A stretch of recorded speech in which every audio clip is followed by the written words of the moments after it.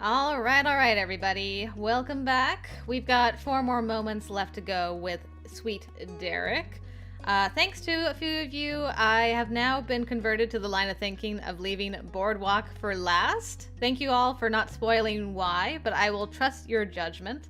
So I'm going to leave Boardwalk for last, and I still want to leave Soiree towards the end. So with that being said, I'm really only left with 2 moments to choose from. So I'm gonna go turn to my trusty coin for a flip, and we'll see what we're gonna do today. Heads for responsible, tails for lemonade. Hiya! Tails! Alright. We're gonna go have some sweet lemonade today. Let's see what we're getting into. It was afternoon on a sleepy summer day. Nothing urgent needed to be done. No real plans had been made. You and your company were simply hanging out around the local beach, free as the breeze. Cove's here! Nice! It was one of those good days where the world was your own and you had 2 of your close friends there to enjoy it with. Derek was on your left and Cove was at your right. Here I am, stuck in the middle with you. 3 pairs of footprints trailed along in the soft white sand behind you. Derek had only been dropped off minutes ago. Instead of going inside your house or Cove's, you'd simply started to walk. It was definitely hot out. Southern California tended to get that way, but it wasn't so bad that you had to hide away from the beating rays of the sun. Cove's hands were in his pockets. He spoke out while facing away from you. Instead, he lazily watched the unchanging horizon. So... What do you guys want to do? I don't know. What do you want to do? You and Derek took on matching squints. Normally, there'd be endless answers to that question, but the lackadaisical mood made it feel like trying to solve math problems in a dream. You had nothing. Your thoughts were moving as slowly as the tide that inched towards the shore bit by bit. Finally, the resident problem solver offered a possibility with a yawn and a tall stretch of his arms over his head. well... Wanna walk to the grocery store? What? Cove twisted his face to the opposite side and stared at Derek. A stuttering laugh expressed his relief. Why would we go grocery shopping? With a shrug, Derek scratched his cheek and explained. Well, it's probably different here, but where I live, the closest place to get stuff isn't a convenience store or mall or anything. It's a grocery store. So sometimes me and my bros will take a trip down there and see what we can find. What did you find? Groceries? I gotta. Wouldn't you find groceries? Derek just laughed. The puzzled reactions from his 2 friends didn't deter him at all. This is gonna be great. It's really not like normal errands. You can get anything you want. There are a lot of things at the store you never even think about when you're there with your parents and a list of stuff for the house. Cove's formerly heavy, drooping lids lifted high, showing his bright blue eyes. He glanced between you and Derek for final confirmation that you were seriously doing this today. Derek had complete confidence in his stance. It could be interesting. The corners of your neighbor's mouth perked up as well. Sure. Okay, let's go grocery shopping. Cool! It was another successful bit of improvising on Derek's part. He put his hands on his hips eagerly. Let's go. I'm pretty sure I know where your store is, but the 2 of you should probably lead the way. Leave it to us. Cove puffed his chest out with pride. He was a true local to the town after being there for so many years. And your walk continued, now with an actual destination in mind. You retraced the remnants of your steps in the sand, heading back to the neighborhood, then up the hill and out of the residential area. When you turned onto Main Street, the grocery store was already visible in the distance. It also wasn't going anywhere, so you enjoyed the stroll together. You would arrive when you arrived. Derek continued to sell the concept of his plan by recounting stories of him and his brother's past adventures in grocery land. But... So, we'd gotten super lucky because the discount rack had a whole cherry pie for way off. Nice. Me, Jorge, and Nico pooled our pocket change to get it, And then we had an entire pie just like that. We sat outside on a bench near the store and ate it from the pan. It was cut into 6 slices. I only let the kids have 1 piece each. The kids. It was already a lot of sugar. I didn't want to make them food sick. I tried to come up with how we were gonna explain half a pie to Mom, but Nico had his own idea. He took a slice he wasn't allowed to eat and instead threw it at Jorge. Cove's mouth gaped open at the audacity. Derek laughed out loud at the memory and the response it got in the present. He'd been watching way too many cartoons with food fights and pies to the face, I guess. You'd believe that. If there was one thing Nicholas loved, it was Derek. And if there was another, it was cars. And if there was a third, it was copying things he'd seen others do. Obviously. Jorge didn't let that slide, and he took the 5th piece of the pie and squished it right into Nicholas's head. His hair was covered in dark cherry goo. It was a mess. But if you can't beat them, join them. I dumped the last of the pie on myself. Oh, Derek. He's like, I can't choose size, so... Why? It stopped them from fighting over it, and they would have ended up feeling bad if they got messy and I didn't. Nicholas doesn't think very far ahead. Oh, what did you do next? Honestly... We found a water fountain around the back of the grocery store and tried to scrape off as much pie as possible. Then we went home. Mom still figured out what happened and we all had to take real baths. That was a good time. A fond smile settled on Derek's face. He glanced up to the sky while getting lost in an entirely private moment of reminiscing. Cove was still reflecting on the story with amusement. It was always a treat when Derek had the space to share a tale, though it was hard for a real-life experience to compare to the legend of Baby Castle. I like that. I like that it referenced the story that he told in the last moment we had.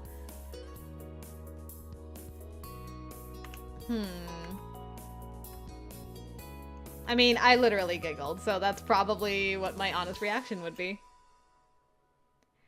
Cove ruffled a hand through his hair, possibly considering how it might have felt to have an entire pie crushed into his locks. Perish the thought. He smirked. A pie-throwing fight is way more memorable than I would have guessed. The most unexpected thing that happened to me when out shopping was that time I got a free balloon and accidentally popped it pretty much immediately. Oh yeah, good times. Dude. Oh, shoot. It was Derek's turn to chuckle in nervous disbelief. His grin shook just imagining it. It's okay. Rest in peace. Rest in peace, Dolphin Balloon. You won't be forgotten. The conversation stayed on the topic of store-related outings. Naturally, that time you all went to the mall with Lee, and technically Kyra too, was discussed. Hey, we're getting all the references now. Where Cove's mom went during that trip was still highly speculated, but there were theories. You're not gonna share what the theories were? Come on, guys! The chat didn't last much longer, though. Soon you crossed the street and arrived at Sunset Bird's local mom-and-pop grocery store. You and your 2 co-shoppers headed right through the automatic doors. Nice, we got cup noodles and orange juice, everything the body needs. A shiver went down your spine when you stepped out of the afternoon heat and into the powerful air-conditioned store. Shiny, orderly aisles stretched out in front of you. Each one was tightly packed with a plethora of brightly packaged merchandise. To some people, the rows and rows of items might have been a slog to go through, but seen through Derek's eyes, it was a scavenger hunt with endless opportunities. Though it was Cove who spoke first. Do we need a cart? Nope. Probably not. Derek casually waved that off, eyes still fixated ahead on the altar of consumerism ahead. We're here for quality, not quantity. Besides, do we even have enough money to buy a ton of things? Oh, wait! Cove suddenly burrowed his hands into his pockets once again. He tucked them in deep, but didn't find what he'd gone in search of. I don't have my wallet. It's at home. Me neither. I thought we'd just be in the neighborhood all day. Yeah, I figured. it's cool. Derek's lack of a reaction couldn't smooth over Cove's obvious response to the situation. His wavy eyebrows pulled down together. We could have stopped by to get it before we left. Nah, this was my idea, so it's my treat. Derek, you're way too responsible. I've got like $8 and some change. That's enough for all of us to spend around a few dollars or put it together for one thing. That's gonna be plenty. It's like we're kids again. I promise I'll pay you back. $3? Not even that much? It's really no big deal. I still want to. I will too. Fine, you guys win. Cove's hands finally deserted his pockets, and one came up to rub his forearm instead. Alright. Thanks. Let's get something good. Derek took a step forward as he cheered. Alright, here we go. You went down the nearest aisle, swiveling your head to check both sides of the path as you swung your currently empty of goods arms through the air. The first stop of the market expedition was the discount rack in the back. You didn't have the same luck as Derek and his little brothers. It was the only place in the store that was barren. One shelf had several dented cartons of chicken stock. Stuffed in the bottom of the rack was a bag of plain rolls. The sight was pretty pathetic. Too bad. He shrugged like it was nothing, but his words told a different story. It would have been easy if there was a pie here, or a cake, or one of those pans with a bunch of cinnamon rolls. Aw, cinnamon rolls. Wistfully, Cove continued to mumble a list of miscellaneous pastries that you might have potentially been able to get if the fates had aligned. We can get the stock! I was hoping for a cake this time, too. There are still plenty of possibilities. And if push comes to shove, we could afford a smaller treat, like getting 3 boxes with 1 slice of cake each. We wouldn't eat more than that anyway. Maybe you would eat just one. Dang. Cove could have eaten half the pie himself. Whoa. Alright, it's a good thing we didn't find one then. Hey! He's a growing boy! You pushed past the already pilfered treasure chest and continued to chat. You passed cereals, pastas and sauces, an aisle full of chip bags and soda packs, and more. The dry goods and canned foods now behind you, you arrived at the produce section. The arrangement of goods was much more open than the narrow rows of shelves. The three of you could spread out more in between pallets and baskets of fresh fruits and vegetables. Derek grabbed an avocado to check its ripeness. Cove stared at the watermelons, appreciating the fruit, but his blank face made it obvious he had no idea how to tell if they were good quality or not. Then a recognizable crackling sound spluttered to life. Both the boys with you lifted their heads. Without conversing, the two rushed over to the back wall where the leafy greens were piled up. A light spray of mist burst from the sprinklers, raining down gently on the produce. Cove and Derek stuck their hands into the damp air while snickering. Derek rubbed his hands together to pretend he was washing them. Cove lifted his hands up to be as close to the source of the water as possible. I used to do that too when I was a kid. It felt nice. I also had my hand in the veggie mist. You'd made your own dash across the floor to enjoy the tiny dusting of water drops on your fingers. The impromptu public shower ended shortly, and it was back to the center of the space for you. Knowing grins were shared around as you regrouped. There was a comfort in realizing someone else had the same silly habit as you. Yeah, I didn't realize that was like a... I don't want to say universal thing, but like something that other people did. I always looked around like, I hope no one's watching me. I'm pretending to look at the produce, but I'm really just getting the mist on my fingers. With the distraction over and the main goal unresolved, Cove helplessly glanced around the store. He was totally stumped. Aww. There's a lot of things I like, but I don't have to get any of it now. How do we pick? There was a whine in his tone, and he crossed his arms out of frustration. Derek kept it light, same as he would when dealing with his much younger siblings. Dude, you need more imagination. Turn lemons into lemonade. I've got a plan. Actually, wait, yeah, that's what we should do. We can get some lemons and make our own lemonade. The concept struck Cove just as much as Derek. Oh, that would be cool. Now that's an idea. Thanks. Derek marched with purpose to a box that was heavy with mesh bags of the desired yellow citrus. He tapped a finger to his chin, then bounced from one foot to the other. Derek was suddenly a lemon connoisseur who scrutinized the offerings with utmost focus. He selected 2 bags, one in each hand. The bottom of each pack was set against his upturned palms. Derek jiggled the lemons and tried to get a sense of their weight. Finally, the bag on the right was deemed superior, and Derek carefully laid the unwanted bundle back onto the stack. Then he lifted the winner high, showing it off to Cove and you. I've got my thing. It's only $3. Your turns. This time, Cove didn't look aimlessly at what was in front of him. He shut his eyes and put all his mind's power into conjuring up an answer. Soon, he stole a quick glance at Derek's lemons through squinted eyes, and then he took his turn. Come on. Let's go. You made another trip across the length of the store, this time at a much brisker pace. Cove had a target in sight, even if you couldn't see it yet. He blew past all the food aisles, the pet shelves, and the cleaning supplies. He only stopped when you'd made it to the one random aisle in the store with cheap plastic kids' toys. This is it.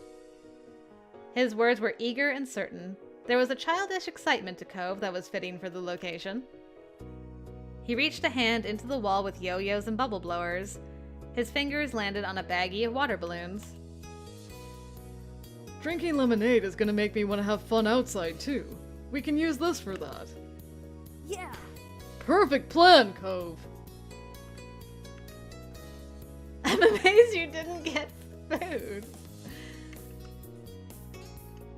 Good work. Thanks. For all his previous indecision, the sweetness of victory was all the more worth it for Cove. His selection was even cheaper than Derek's, $2 and a bit of change. All that was left of Derek's money was $3 and your choice of prize.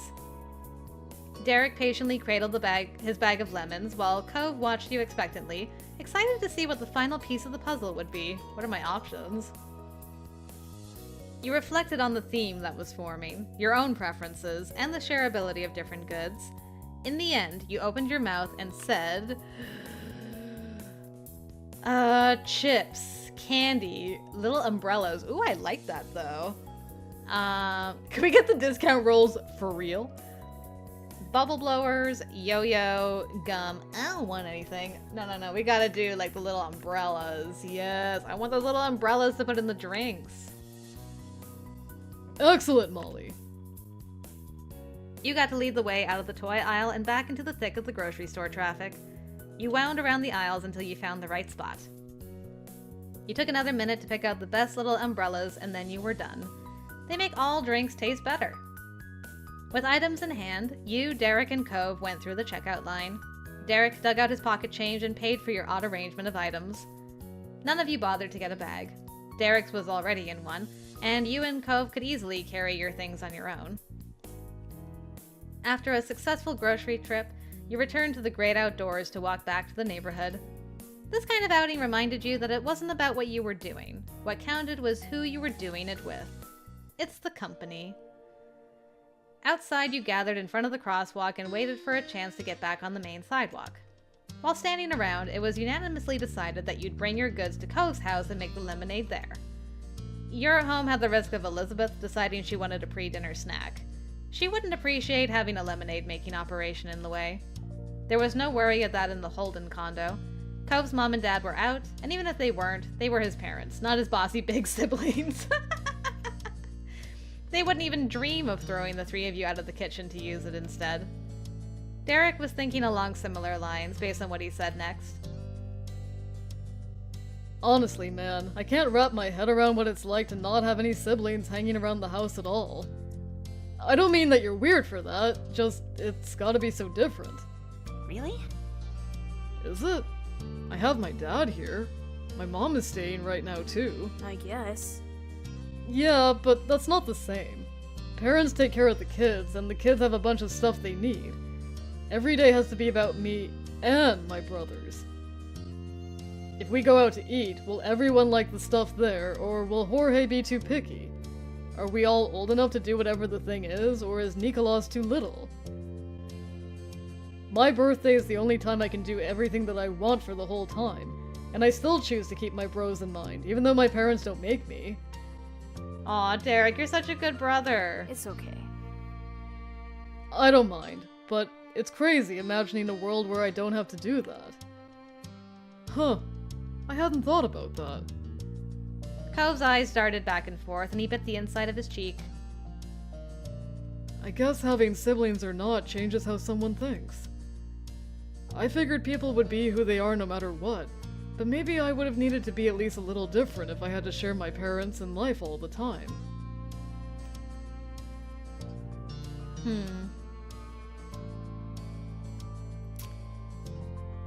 Let's see, I gotta go back into, like, 13-year-old Molly.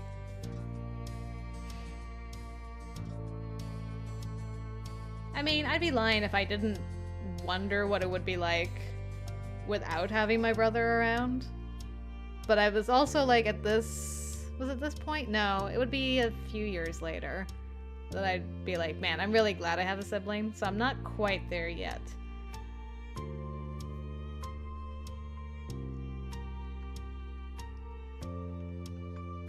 Yeah, I think I'll do this one. I wonder who I'd be without Elizabeth. I think you'd still be someone great. But But... The road was clear, so Derek got the conversation and his legs moving again. He started preparations by listing off what you'd need to gather when you made it back. Sugar, ideally some ice and really cold water, a pitcher or something like that. Do you have one of those lemon squeezers? We can do it by hand if we've gotta. With every object Derek recited, Cove nodded along plainly, but he was watching something off in the distance. His faraway thoughts made Derek's words reach him less and less until Derek noticed the lack of reaction. He called to Cove more loudly to catch his attention. Are you okay, dude? oh, Cove blinked as his brain snapped back into place in the center of his head. It's nothing. What were we talking about? Derek spun his lemon bag into a mini tornado by twisting it around tight from the bottom and then releasing it. He snickered. no worries. I was just making plans for making the lemonade. Okay. The rest of the trip passed by comfortably. Derek carried the conversation, and Cove really paid attention from then on. Wonder what Cove was thinking about. Once you'd arrived in your neighborhood and reached Cove's front door, the resident of the building opened it up without needing a key. It was already unlocked. Derek gasped upon seeing such a lack of security. My pearls! Cove, however, was so relaxed and content that he yawned while going inside. That unknowingly cut off Derek's chance to question Cove about his choice not to lock the door. He simply followed his friend inside, and you did as well. Cove leisurely crossed his living room to drop his bag of water balloons on the coffee table for later. You left your little umbrellas there alongside it. I'm on it. Alright. Derek went straight into the kitchen. He had his lemon bag over his shoulder like a gym pack and flipped it over to sit it inside the sink, or beside the sink, rather. He slipped his thumbs through the holes of the mesh and tore it. Where's your colander? Cove paused, looking incredulously at the wall. Then he turned and projected his confusion across the counter towards the source of it. What? Excuse me, what do you want? Undeterred, Derek was quick to offer a rephrase. A strainer. In the lower cabinet. The one on the left. Derek pressed his hands into the marble and leaned forward with a grin. Thanks. I've never heard it be called a colander in my life. Oh yeah, I totally knew what Derek was talking about. You learn something new every day, huh, Cove? Yeah. Then the spiky-haired chef ducked down and disappeared from your sight. If you could call someone who made lemonade a chef, that is. When he popped back into view, framed by the back wall and the support beams at the front of the kitchen, Derek was holding a silver strainer. He plopped it into the sink, and it sharply clinked against the metal basin. Derek took the bag he'd set nearby and dumped every single lemon into the waiting container. He turned the faucet so he could clean the cheery fruits. The sound of running water added an extra layer of relaxation to the atmosphere. Cove stopped dawdling and joined the already hard-at-work Derek in the kitchen. He grabbed a cutting board and a large knife from an upper drawer. It was his house, and he'd wordlessly claimed responsibility for the riskiest part of making the lemonade. Cove also directed you towards the sugar and a few other things. As it turned out, Mr. Holden didn't have an actual lemon squeezer, so you were going to be doing that by hand. He did have a perfectly crystal clear glass pitcher that'd be perfect for the lemonade. The body of it was a completely round ball shape. It had a narrowed edge that pulled in at the top with one side pinched into a spout. As far as you could tell, it had never been used.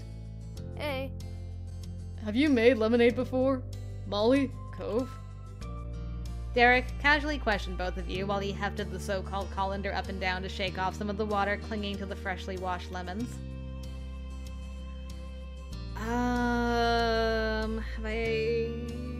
Did I at that age?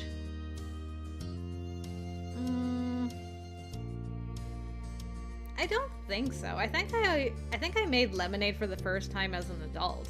Like, after I was married. I don't think I ever made it when I was a kid. Yeah, I'll do this, because I don't remember. Maybe? I don't remember.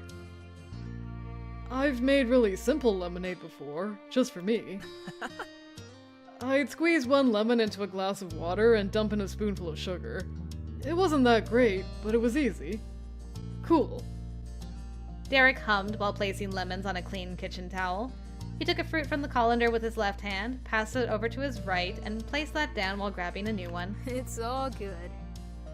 I've made it before too. Fresh lemonade is so good. I'm excited for this. So am I. Your tools were all prepared now, so the team shifted into the actual creation of the traditional summer drink. Cove would cut the lemons into chunks. Derek gave Cove a tip to roll the lemons against the board before slicing them to get the juices going. You and Derek worked hard together to squish the fruits. You squeezed the lemon parts over the pitcher itself with a smaller strainer balanced over the mouth of it to catch the seeds. Piece by piece, you crushed the thick peel into itself to pop the little sacs of juice in the fruit. The tips of your fingers began to wrinkle after a while. But slowly, a murky liquid pooled at the bottom of the glass container. When enough fruits were chopped, Cove joined in the juicing effort. The three of you huddled around the counter together. You leaned over the one pitcher and strained to get everything you could out of the little yellow menaces while not accidentally squirting acid into anyone's eyes. Oh yeah, be careful about that. The precariousness of the situation aside, Cove continued the conversation with a question of his own. Derek, you've made lemonade, but did you ever do the whole lemonade stand thing where you try to sell it to random people who pass by? Oh yeah. It was a mess, and I think we only sold like 2 cups. Nicolas kept drinking our supply, and Jorge's effort to stop him spilled even more of it. Oh man. Plus, the 2 kids fighting over the lemonade jar probably scared people away from the stall. But it's not like I was expecting that to be some kind of entrepreneurial success. It was for Nico and Jorge to have fun, and they did. Mostly. As usual, tales of Derek's endeavors as a big brother got Cove to chuckle. You were also smiling, even though your fingers had started to cramp after so much lemon compacting.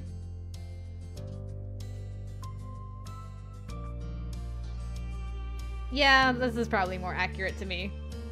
I didn't ever try. I could never talk to strangers like that. Hey, that's fair.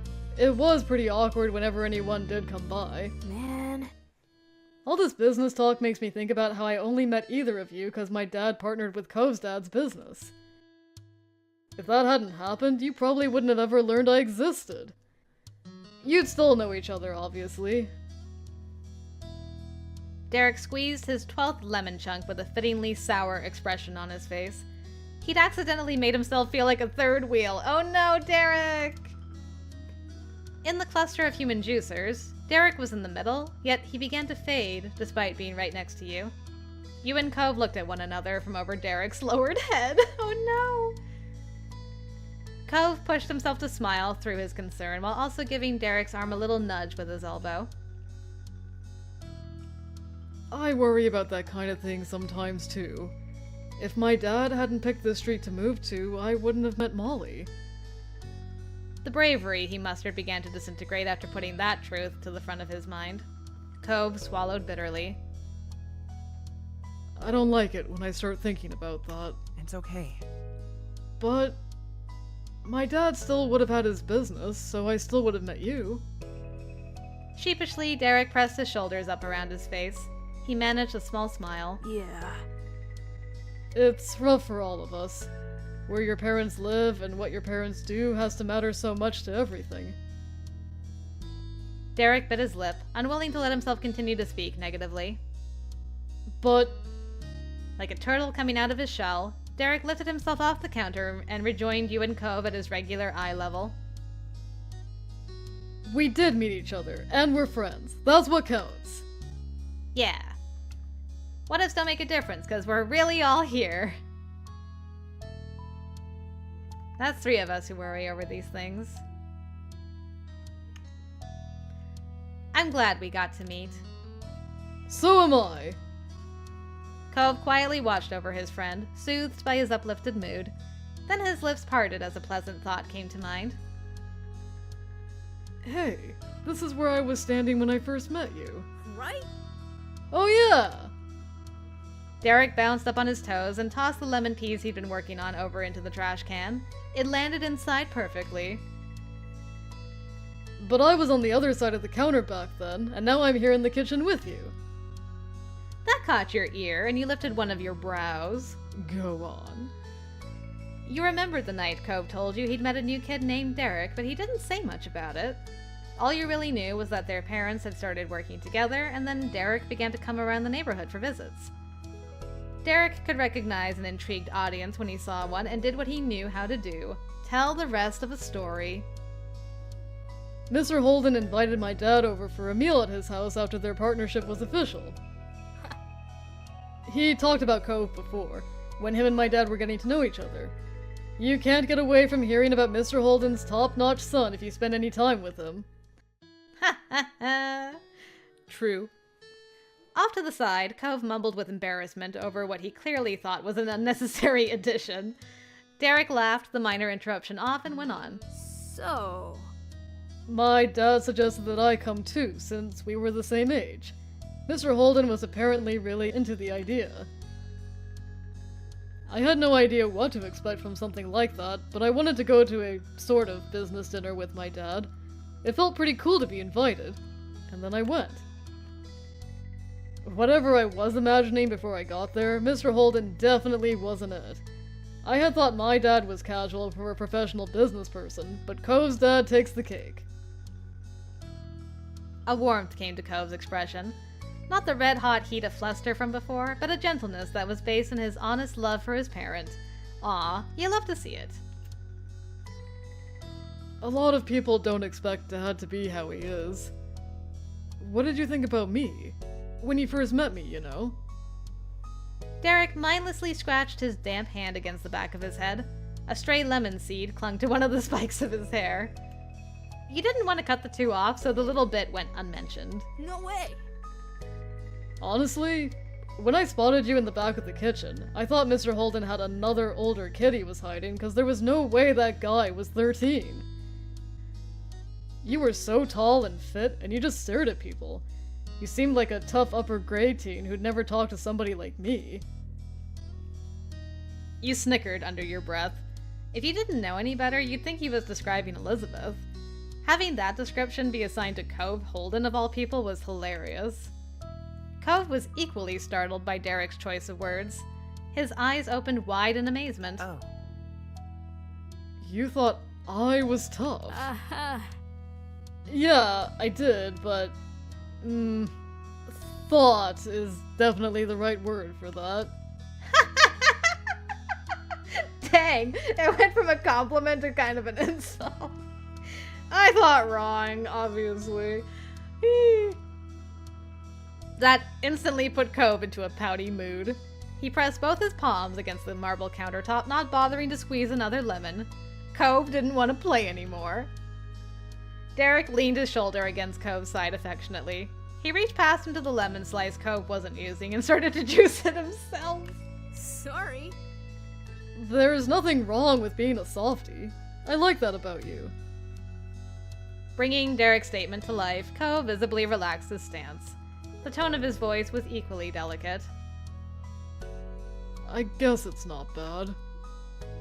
Cove was honestly kidding himself if he thought he was anything other than a sensitive sweetheart. It's true. But just like Derek, that was something you treasured about him. It's great, Cove. Cove took a new piece of fruit and rejoined the lemonade-making efforts. Derek pinched an eye shut from the tension of crushing a chunk in his fist. He hesitantly continued the topic. So, what about me? When you first met me, what kind of impression did you get? With much less force, Cove used both hands to work on his single lemon. He answered the question while staring off into space. That was likely the same expression Derek had seen the moment they'd met. The face he'd read as intimidating rather than easily distracted. I thought... he probably likes sports.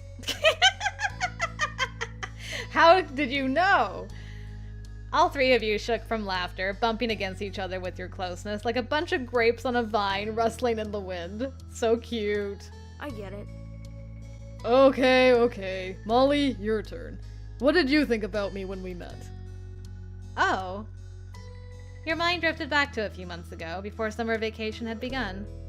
You'd stepped out of your house late in the evening, and Cove was sitting on the curb with someone else. Someone you'd never seen in your life. Not even in passing at school. A green-eyed boy with a football jersey who was joking around lightheartedly with your longtime neighbor. You'd guessed immediately that he was the Derek kid from the Holdens' new business relationship. That, or Cove had learned a magic spell to summon a new friend out of nowhere. You had stood there staring for only a second, but the newcomer noticed your presence quickly. He jumped right to his feet, jogged across the street, and stuck out his hand for you to shake. With the wide grin that you were so familiar with now, he introduced himself to you for the first time as Derek. I too thought this guy liked sports. I mean, I would have been impressed. Like, yo, this guy just like came up and shook hands, right? Just so casually. Like, damn, dude. I will be honest, like, up until this point, I think, even though it was probably mentioned, I thought that Derek was younger than Cove. I'm only realizing now that they're actually the same age, and I'm like, oh. But I also feel like that's rude, because I'm also on the short side. That's the only reason I thought Derek was younger, is because he's, like, shorter than Cove.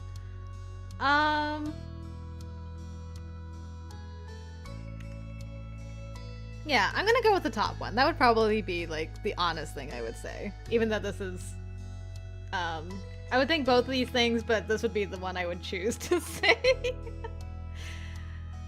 I thought you were so nice. Aw. Thanks. Can I ask what you thought about me? Derek's gaze shifted from the picture in front of him to settle on you instead. There was a focus in his eyes. It made you hold your breath from anticipation. I thought you were really sweet. You'd hoped you'd be able to inhale again after he spoke, but that only made it worse. You struggled to get any oxygen in. Well, I'm glad you didn't think I sucked. I'll just be like, oh, he thinks I'm sweet. By the way, you have a lemon seed in your hair. Oh. I've been waiting to tell you for minutes.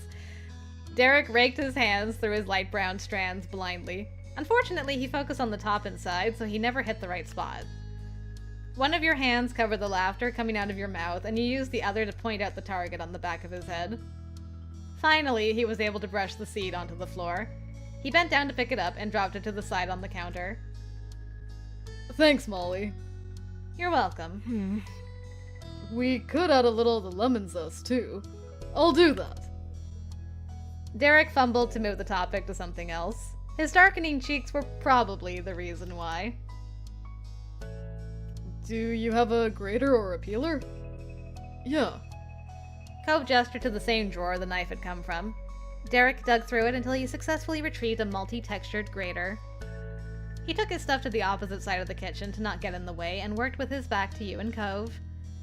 Cove tilted his head thoughtfully. He was inspired by Derek's work ethic.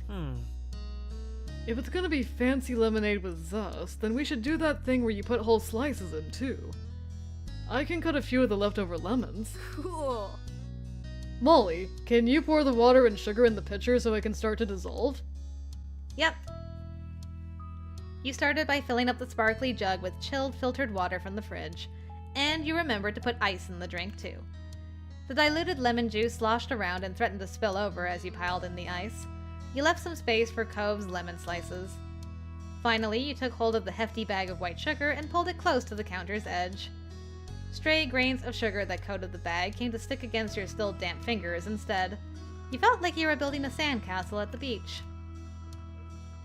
Oh gosh. You poured sugar in until it piled at the bottom of the glass. I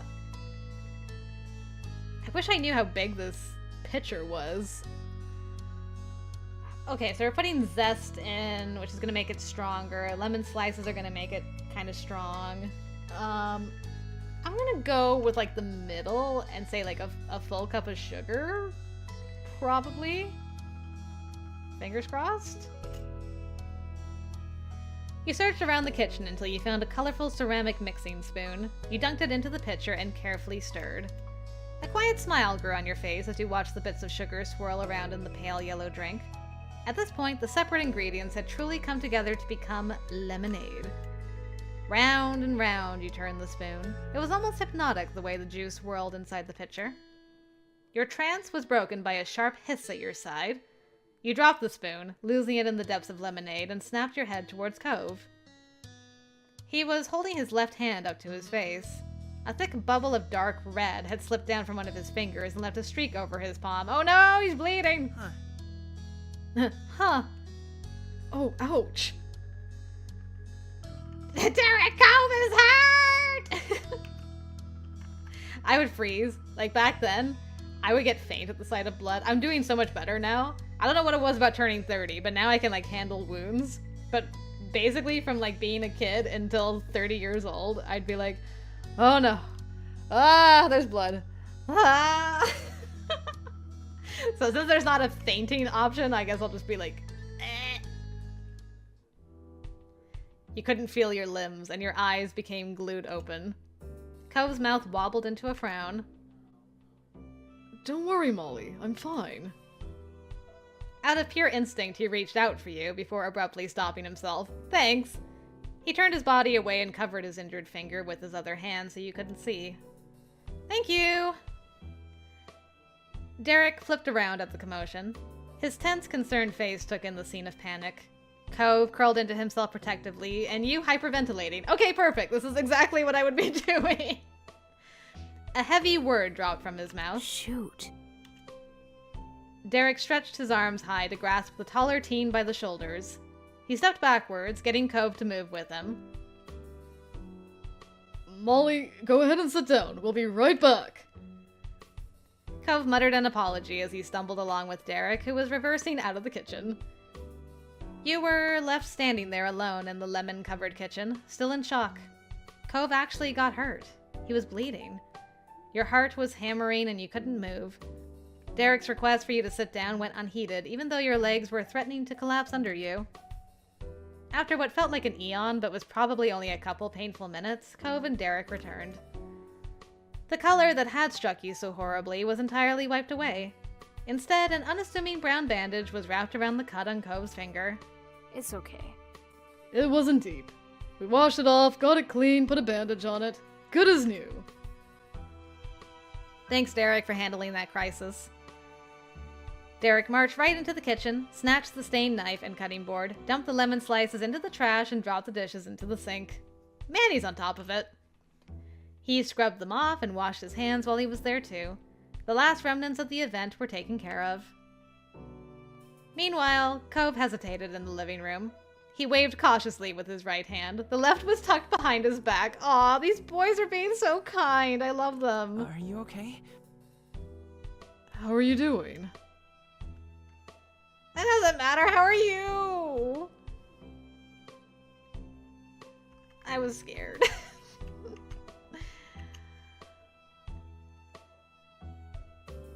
I'm sorry I couldn't do anything. That's not your fault. You don't have to apologize. I just nicked myself when a lemon slipped. The juice stinging me was way worse than the cut itself. Oh yeah, lemon juice in the cut. Ow. Your pulse finally stopped pounding in your ears as the world settled back into its normal, safe state. You were still shaky, but you managed to smile. You know, I gotta say, it's a weird but nice feeling to be with a couple of friends that don't immediately tease you for being a wuss about someone bleeding. Like, they're just like, we'll take care of this. You just, take some deep breaths. Don't worry about a thing. We're gonna, like, get the blood dealt with so that you can calm down. And their first thing is like, are you doing okay? Instead of like, oh my goodness, it was a paper cut, you big baby. I'm like, huh. That might be like one of the very few rare times where friends were actually concerned. And we're like, hey, you good? Everything's fine. Don't worry about it. You're not a baby. We're just, we're making sure you're okay. So I appreciate you, game. Thanks for that. Thanks for that odd experience. I think that healed a part of me. Cove walked over to join the two of you, smiling ruefully. Now what? Well, He took a second to look between you and Cove as he puzzled out a next step, and then he beamed. Let's try our lemonade. It doesn't need the slices or the zest. Oh no, but I put too much sugar in then. Derek gave an exaggerated wave across the front of his chest, blowing the whole thing off. Cove eagerly supported the sentiment. He was more than ready to put the prior incident behind him. you're right. Yeah, lemonade doesn't need to be fancy. It's lemonade. Lemonade! And the spoon is at the bottom. I was like, what is this? I'm like, oh, that's the spoon I dropped. Well. Derek nodded twice as he strained to lift the nearly full pitcher. He had to balance on his tiptoes to pour the juice into the set of 3 glasses that had been put out earlier. If Derek noticed there was a spoon clattering around in there, he pretended that he didn't.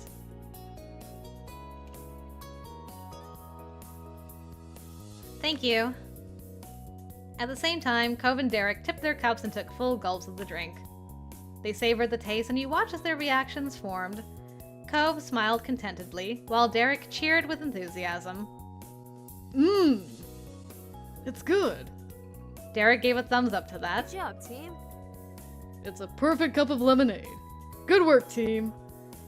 I wonder if their reactions are different, depending on how much sugar you put in. I'm so morbidly curious.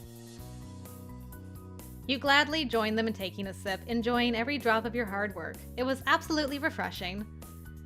Cove chugged the rest of his drink, then placed the empty cup down firmly. His enthusiasm was continuing to rise. Let's fill the water balloons. Slowly, cautiously, Derek questioned Cove's plan. He didn't want to ruin things, but expressing concern was more important. Are you sure? Will you really be alright in a water balloon fight? With your finger and stuff? And are you feeling up for that after everything, Molly? Don't worry about it. You don't have to worry about me that much. I'm not a little kid you're babysitting. As confident as he was about himself, Cove did sneak a glance at you.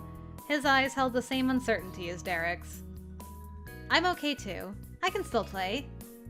Alright, let's do it. I'm glad me and in-game Molly were in sync there. Nothing else needed to be said. The 3 of you busted open the baggie of water balloons, pushed the tools of your lemonade production aside, and got to work on another summer group project. You stretched the open end of a water balloon over the faucet. The plastic fit snugly around the silver spout. You still kept your hands on it to make certain the balloon didn't pop off and shoot a stream into your face like a busted water fountain. Derek flipped the handle up for you, and the first saggy balloon rapidly expanded. Out of the bag, the balloon was a dark emerald color, but in only a few seconds, the bloated sack of water had stretched so thin the green had become almost translucent. It was as pale as Cove's hair. Before it was pushed beyond its limit, Derek turned the faucet off again. You carefully pinched the strained top of your perfectly plump toy and then harvested it off the silver vine. Cove reached out for it as he intended to tie the balloons while you and Derek continued filling. Derek looked between the balloon and Cove's hand and called a timeout. He'd been a little overeager to get involved and realized in that moment that their team arrangement wasn't the most efficient. He requested to switch positions with Cove. Cove rolled his eyes but couldn't argue. His bandage could easily be yanked right off by the taut loops of plastic that formed around the fingers while tying them. Your optimized party got back into action with you hooking balloons into place, Cove handling water distribution, and Derek sealing the deal with a knot. Soon you had a couple dozen shiny water balloons overflowing in the sink basin. Cove pushed off from the counter silently. He disappeared from the kitchen and left you and Derek wondering. He went down the hall into his bedroom. He was only gone for a minute before stepping back into the hall with a pure white, whole-speckled laundry basket. The point of that was obvious, but his choice of bin did get a bit of ribbing from Derek. Did you dump your clothes on the floor for that? Yeah, they were already dirty. Oh. Derek blinked. He hadn't expected that to be true or for Cove to be so straightforward about it. You snickered at the exchange, still casually leaning against the sink. When Cove dropped the very newly empty laundry basket on the tile, you cradled a few water balloons in your arms and placed them inside. Cove and Derek joined in with the transfer. Eventually, every water balloon had safely made it into the basket. I'd be worried about using a laundry basket because I'm like, if one of them bursts, it's just gonna go through the holes. I'd want like a really big bowl or something, or a bucket, something that's gonna catch the water if one of them burst. Nice. Nice work. Derek and Cove each took one side and lifted, while you helped steer by grabbing the back end. Moving as one, the three of you shuffled out of the kitchen and through the living room to take your treasure chest of jiggly jewels into the neighborhood. The door was opened, the drop from the curb to the street was overcome, and you successfully placed the laundry basket in the center of the empty road. Well, we're here. We are here. Derek slowly curled and uncurled his fist. Cove didn't take his eyes off you or Derek. No one made a move for the pile.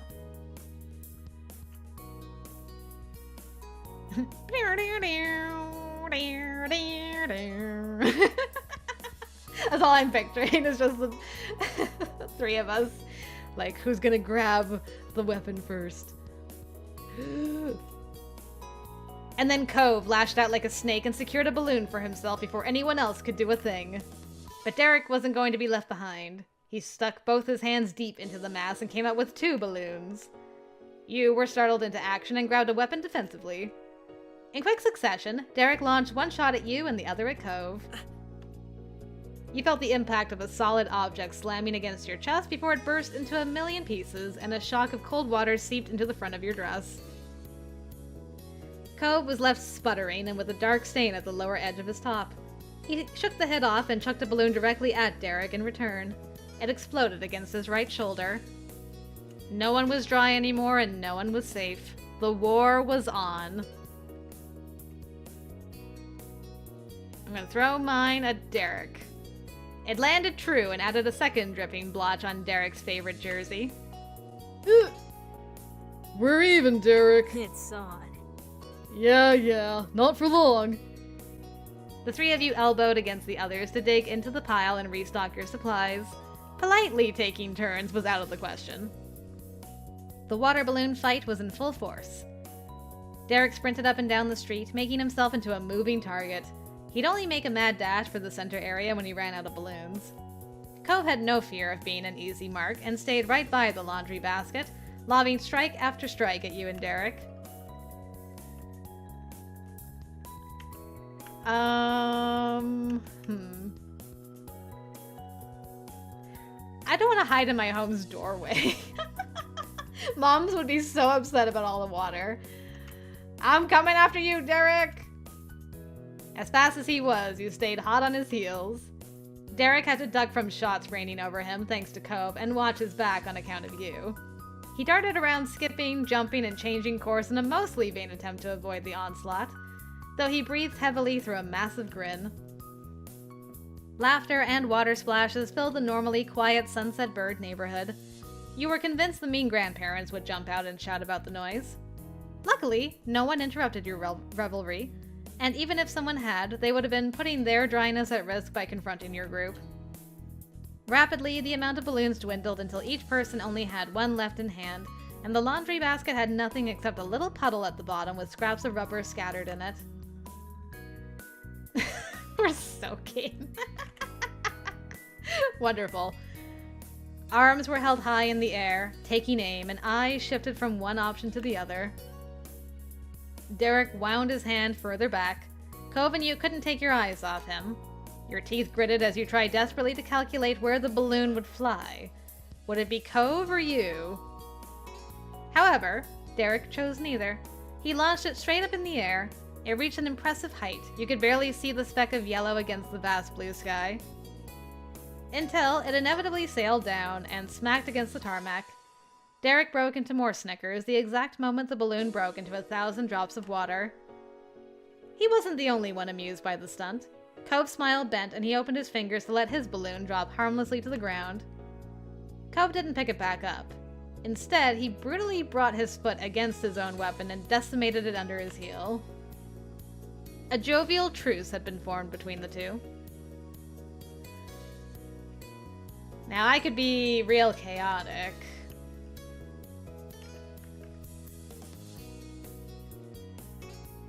Yeah, I'd want to be different, so I'd probably do this.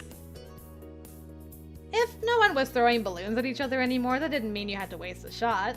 You positioned the balloon at the center of your forehead and pressed unforgivingly until it popped. Derek and Cove exclaimed in amazement.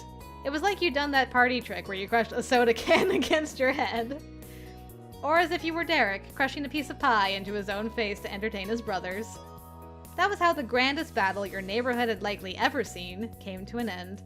You were all dripping wet and out of breath, and you couldn't be happier. Derek rubbed his hands together in satisfaction before crouching to the ground to start collecting tiny bits of water balloon debris. Cove strolled around to gather the confetti-like trash on his own accord as well. There didn't have to be a discussion.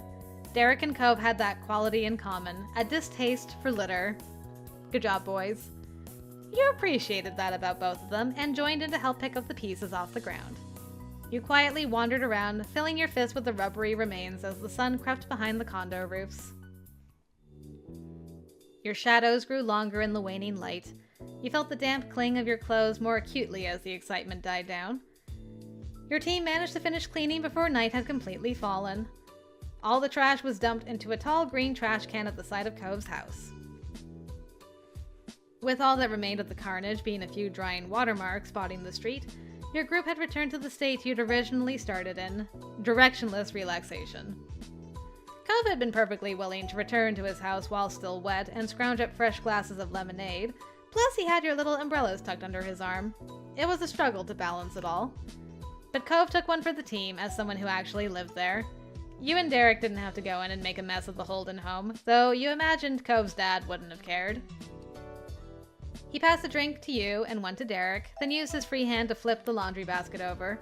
It was less flimsy than it looked because Cove sat on it and it didn't buckle at all.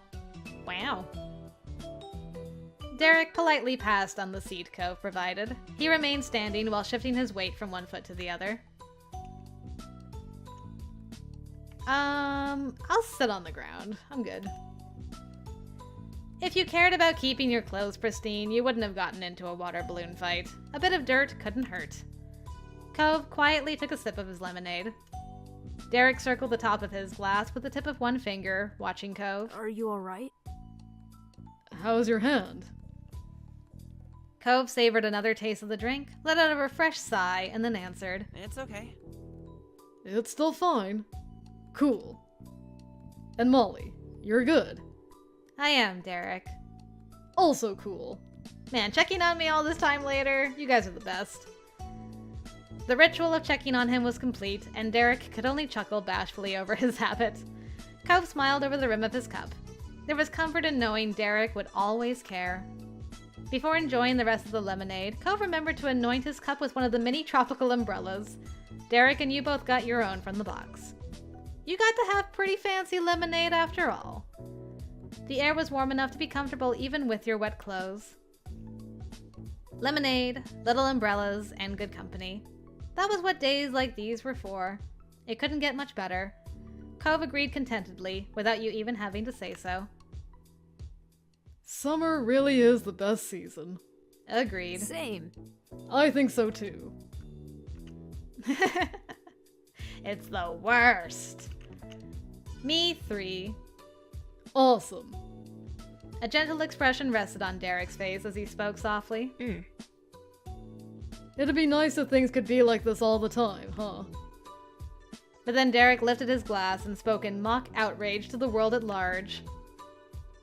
Why can't it always be summer break? Despite it being an obvious joke, Derek's words struck a chord with Cove. His total chill hardened into seriousness. He downed his second glass of lemonade and hopped onto his feet. I'm gonna go check something. You should come. Both of you. He considered that a sufficient offer because Cove simply walked back to the front of his house and left the empty glass at the side of the door. Derek's like, what? Derek's gaze followed his friend and he lifted one brow. What are we gonna see? You'll see when we get there. You're probably gonna try to talk me out of it, so you don't need to know now. What? He almost dropped his cup. Derek twisted his head to track Cove's moves with his saucer-wide eyes. Or maybe Molly would. This is gonna be trouble. Come on. Still completely confident, Cove strolled up the road. Derek gulped, but not the lemonade. He pointed a panicked glance at you. We should go. You pushed yourself off your seat and stood by Derek. Alright. Derek hooked his open hand through the side handle of the laundry basket. He jogged on his tiptoes over to Cove's condo. The bin bumped along against the street behind him. He flung it in front of him and left it there in the entry. He placed his half-empty lemonade by Cove's. You were right behind him. You dropped the little umbrellas into the laundry basket and completed the set of glasses by placing yours next to theirs. Let's go. After another light jog, you caught up to Cove. He was going at a leisurely pace and smirked when he saw the two of you in the corner of his vision. Hey. Hi. Together, you, Cove, and Derek left your neighborhood and returned to the main sidewalk that you took to reach the grocery store hours earlier. An exchange of glances between you and Derek was the only interaction you had during the walk. Cove kept his sun-kissed face forward and his mouth shut.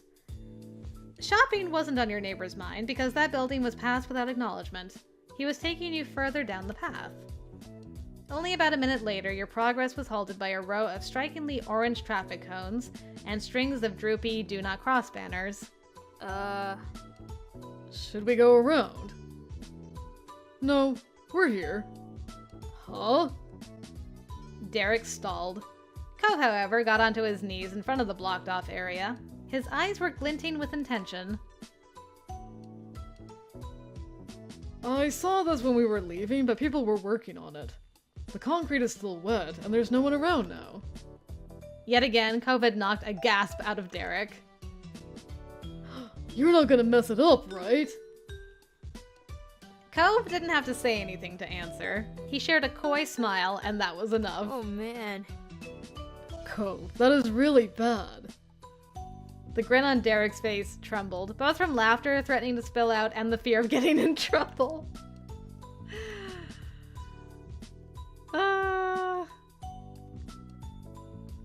Yep, it makes sense why you didn't say this before. Mm-hmm.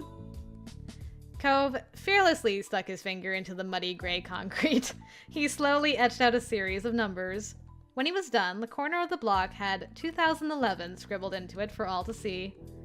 He surveyed his work with pride while wiping his dirtied finger on the side of his pant leg. Why do you do that?